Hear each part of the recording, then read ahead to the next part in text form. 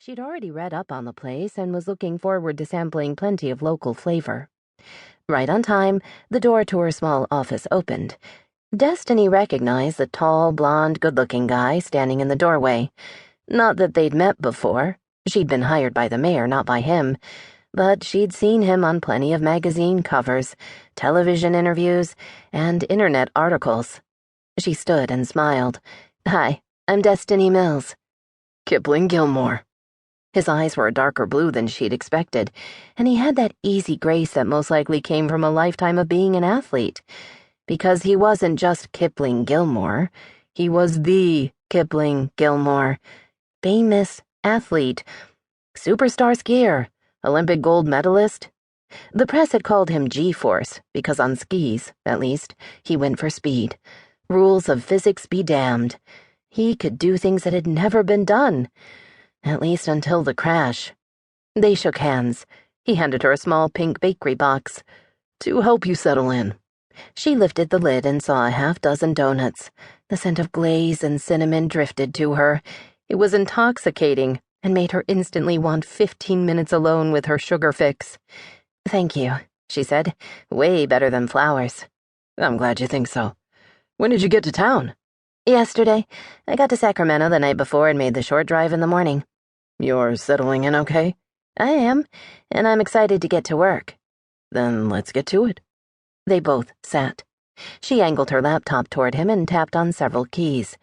"There are two major parts to getting the search and rescue software functional," she began, mapping the physical geography of the area, and then getting you and your team trained on how to use it. "Sounds easy enough." "It always does, and then reality sets in." One eyebrow rose.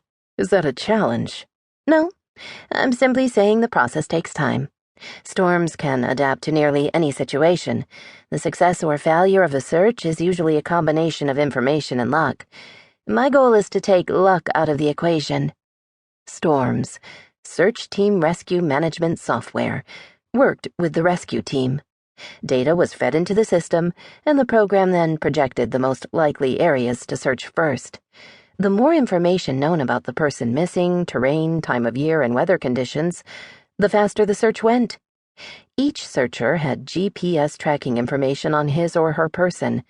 That information was sent back to the software so the search could be updated in real time. As more areas were eliminated, the search was narrowed until the missing person was found. "I'll start mapping the area in the next day or so," she continued. "How does that happen?"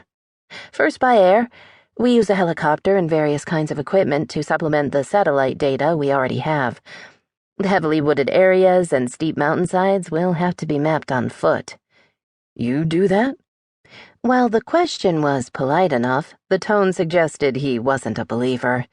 "Silly man," she thought with a smile. "Yes, Kipling, I can hike when necessary. If the areas are too remote, I take in local guides." "I thought you were a city girl. Didn't someone tell me you live in Austin?"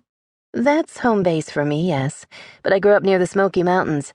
I can hold my own in the great outdoors." What she didn't mention was that when she'd been younger, she'd spent several years living with her maternal grandmother in those same mountains. In addition to knowing her way around rugged terrain, she could fish and knew 3 ways to cook squirrel. But she wasn't going to share that. Tell someone you grilled a mean steak and you were applauded. Mention squirrel stew with root vegetables, and they looked at you like you were in league with cannibals. People were funny, but she'd known that for a long time. "Then I'll trust you to take care of business," he told her. "When does your helicopter arrive?" She checked her calendar. "By the end of the week. It's going to be a busy summer. Once we get the geography into the database, we'll start testing the system. That means looking for people who aren't really lost." Humor pulled at the corner of his mouth. "I read the material."